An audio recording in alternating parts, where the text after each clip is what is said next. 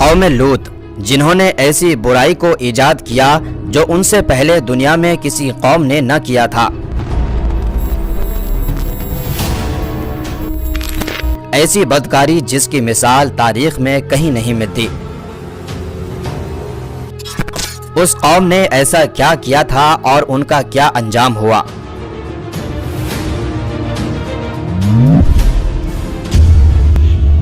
حضرت لوط علیہ السلام اللہ کے ایک برگزیدہ نبی تھے۔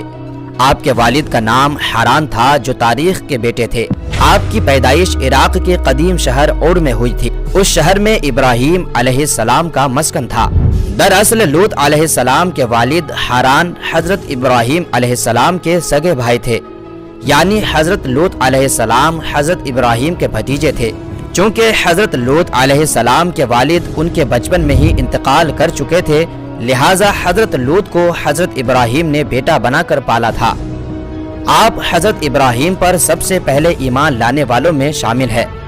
آپ حضرت ابراہیم کے زمانے میں اہل سدوم کی رہنمائی کے لیے نبوت کے منصب پر فائز ہوئے۔ حضرت لوط کے بہت سارے معجزات ہیں۔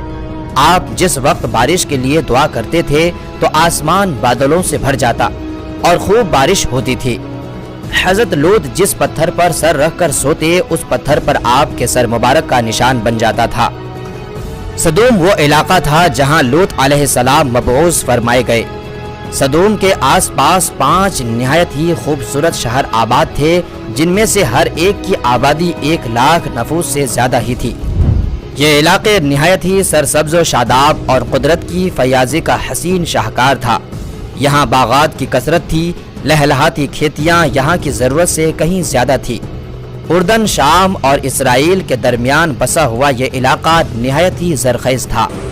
وہاں طرح طرح کے اناج، پھل، میوے بکثرت پیدا ہوتے تھے، اور یہی وجہ تھی کہ آس پاس کے بستیوں کے لوگ بھی اپنی معاشی اور غذائی ضرورت کے لیے ان بستیوں کی طرف آتے تھے۔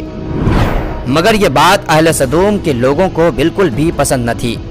ان کے خیال میں ان کی بستیوں میں پیدا ہونے والے پھلوں، اناجوں اور سبزیوں پر صرف ان کا ہی حق تھا۔ وہ نہیں چاہتے تھے کہ دوسری بستیوں کے لوگ ان کے علاقے میں آئے۔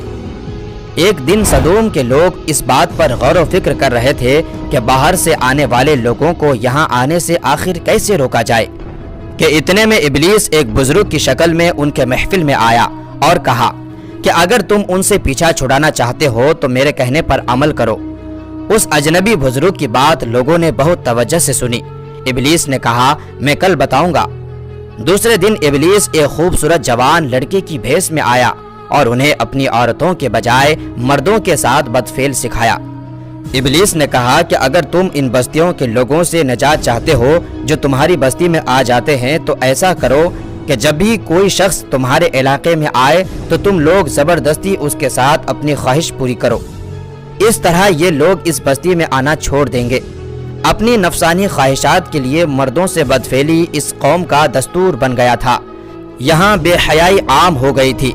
حکمران، سردار، رؤسا، ہر طبقے میں گھر گھر یہ عمل پھیل گئی تھی۔ بھری محفل میں یہ لوگ اس فحاشی کے کام کو کر کے خوش ہوتے تھے۔ کوئی بھی محفل اس کام کے بغیر ادھوری سمجھی جاتی تھی۔ خاص کر مسافروں میں سے کوئی خوبصورت لڑکا ہوتا تو یہ لوگ اسے اپنا شکار بنا لیتے۔ تلمود میں لکھا ہے کہ اہل سدوم اپنے روزمرہ زندگی میں سخت ظالم، دھوکے باز اور بد معاملہ تھے۔ کوئی مسافر ان کے علاقے سے بخیریت نہ گزر سکتا تھا۔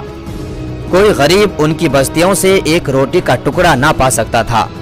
بارہا ایسا ہوتا تھا کہ باہر کا آدمی ان کے علاقے میں پہنچ کر فاقوں سے مر جاتا اور یہ اس کے کپڑے اتار کر اس کی لاش کو برہنہ دفن کر دیتے۔ اپنی وادی کو انہوں نے ایک باغ بنا رکھا تھا جس کا سلسلہ میلوں تک پھیلا ہوا تھا۔ اس باغ میں وہ انتہائی بے حیائی کے ساتھ اعلانیہ بدکاریاں کرتے تھے۔ حضرت لوط علیہ السلام نے انہیں توحید کی دعوت دی اور بدکاری کے اس گھنونے عمل سے توبہ کرنے کا حکم دیا۔ حضرت لوط نے کہا، تم بے حیائی کیوں کرتے ہو؟ کیا تم عورتوں کو چھوڑ کر لذت حاصل کرنے کے لیے مرد کی طرف مائل ہوتے ہو؟ حقیقت یہ ہے کہ تم احمق لوگ ہو۔ حضرت لوط اہل سدوم کو دن رات واضح نصیحت کیا کرتے، لیکن قوم پر اس کا کوئی اثر نہ ہوا، بلکہ وہ بہت فخریہ انداز میں یہ کام کرتے تھے۔ انہیں حضرت لوط کا سمجھانا بھی برا لگتا تھا۔ لہٰذا انہوں نے صاف صاف کہہ دیا کہ اگر تم ہمیں اسی طرح برا کہتے رہے اور ہمارے کاموں میں مداخلت کرتے رہے تو ہم تمہیں اپنے شہر سے نکال دیں گے۔ حضرت لوط نے نصیحتوں تبلیغ کا سلسلہ جاری رکھا، لہٰذا ایک دن اہل سدوم نے خود ہی عذاب الہی کا مطالبہ کر دیا۔ اللہ تعالی نے اب تک ان کی اس بدترین فحاشی اور بدکاری کے باوجود ڈھیل دے رکھی تھی، لیکن جب انہوں نے حضرت لوط سے ایک دن کہا کہ اگر تم سچے ہو تو ہم پر عذاب لے آؤ، لہٰذا ان پر عذاب الہی کا فیصلہ ہو گیا۔ اللہ نے اپنے خاص فرشتوں کو دنیا کی طرف روانہ کر دیا۔ یہ فرشتے دراصل حضرت جبرائیل، میکائیل اور اسرافیل علیہ السلام تھے۔ پھر یہ فرشتہ حضرت لوط علیہ السلام کے گھر تشریف لے آئے۔ حضرت لوط نے جب ان خوبصورت نوعمر لڑکوں کو دیکھا تو سخت گھبراہٹ اور پریشانی میں مبتلا ہو گئے۔ انہیں یہ خطرہ محسوس ہوا کہ اگر ان کے قوم کے لوگوں نے انہیں دیکھ لیا تو نہ جانے وہ ان کے ساتھ کیا سلوک کریں گے۔ حضرت لوط کی بیوی کا نام وائلہ تھا، اس نے آپ پر ایمان نہ لایا تھا اور وہ دراصل منافقہ تھی، وہ کافروں کے ساتھ تھی، لہٰذا اس نے جا کر اہل سدوم کو یہ خبر دے دی کہ لوط کے گھر جوان لڑکے مہمان ٹھہرے ہوئے ہیں۔ یہ سن کر بستی والے دوڑتے ہوئے حضرت لوط کے گھر پہنچے۔ حضرت لوط نے کہا، اے قوم، یہ جو میری قوم کی لڑکیاں ہیں یہ تمہارے لیے جائز اور پاک ہے، اللہ سے ڈرو اور مجھے میرے مہمانوں کے سامنے رسوا نہ کرو، کیا تم میں سے کوئی بھی شائستہ آدمی نہیں؟ حضرت لوط کی بات سن کر وہ لوگ بولے، تم بخوبی واقف ہو کہ ہمیں تمہاری بیٹیوں سے کوئی حاجت نہیں، اور جو ہماری اصل چاہت ہے اس سے تم بخوبی واقف ہو۔ قوم لوط کے اس بے شرمانہ جواب سے اندازہ لگایا جا سکتا ہے کہ وہ فعل بد میں کس حد تک مبتلا ہو چکے تھے۔ جب حضرت لوط علیہ السلام کی قوم ان کے گھر کی طرف دوڑتی ہوئی آئی تو حضرت لوط نے گھر کے دروازے بند کر دیے اور ان نوجوانوں کو ایک کمرے میں چھپا دیا۔ اس بدکار لوگوں نے آپ کے گھر کا گھیراؤ کیا ہوا تھا اور ان میں سے کچھ گھر کے دیوار پر بھی چڑھنے کی کوشش کر رہے تھے۔ حضرت لوط اپنے مہمانوں کی عزت کے خیال سے بہت زیادہ گھبرائے ہوئے تھے۔ فرشتے یہ منظر دیکھ رہے تھے۔ جب انہوں نے حضرت لوط علیہ السلام کی بے بسی اور پریشانی کا یہ عالم دیکھا تو حقیقت سے پردہ اٹھاتے ہوئے یوں فرمایا، یہ لوگ ہرگز تم تک نہیں پہنچ سکیں گے، ابھی کچھ رات باقی ہے تو اپنے گھر والوں کو لے کر چل دو اور تم میں سے کوئی شخص پیچھے مڑ کر نہ دیکھے۔ اہل سدوم حضرت لوط کے گھر کا دروازہ توڑنے پر بضد تھے، لہٰذا حضرت جبرائیل علیہ السلام نے گھر سے باہر نکل کر اپنے پر کا ایک کونا انہیں مارا، جس سے ان سب کی آنکھوں کے ڈھیلے باہر نکل آئے اور بصارت زائل ہو گئی۔ یہ خاص عذاب ان لوگوں کو پہنچا جو حضرت لوط کے پاس بدنیتی سے آئے تھے۔ حضرت لوط علیہ السلام حقیقت حال جان کر مطمئن ہو گئے اور اپنے گھر والوں کے ساتھ رات ہی کو نکل کھڑے ہوئے۔ بیوی بھی ان کے ساتھ تھی، لیکن کچھ دور جا کر وہ واپس اپنے قوم کی طرف پلٹ گئی اور قوم کے ساتھ جہنم رسید ہو گئی۔ صبح کا آغاز ہوا تو اللہ کے حکم سے حضرت جبرائیل علیہ السلام نے بستی کو اپنے پر سے اکھاڑ دیا اور پھر اپنے بازوں پر رکھ کر آسمان پر چڑھ گئے، یہاں تک کہ آسمان والوں نے بستی کے کتے کے بھونکنے اور مرغوں کے بولنے کی آوازیں سنی۔ پھر اس بستی کو زمین پر دے مارا، جس کے بعد ان پر پتھروں کی بارش ہوئی۔ ہر پتھر پر مرنے والوں کا نام لکھا ہوا تھا۔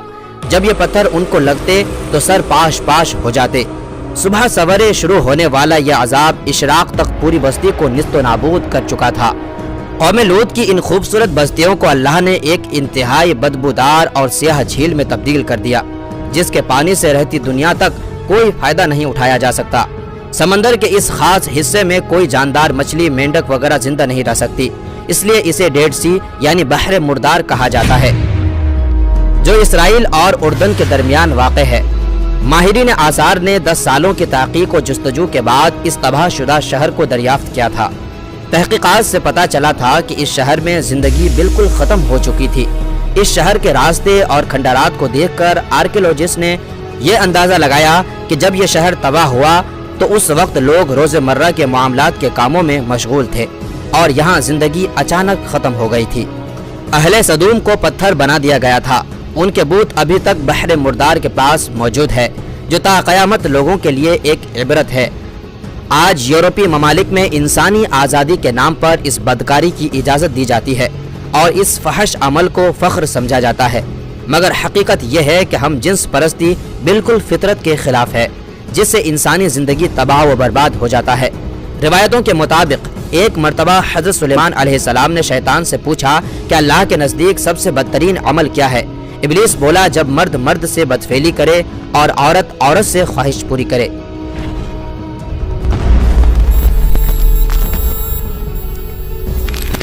حضرت ابن عباس سے روایت ہے کہ رسول اللہ صلی اللہ علیہ وسلم نے فرمایا کہ اس شخص پر اللہ پاک کی لعنت ہو جو قوم لوط والا عمل کرے۔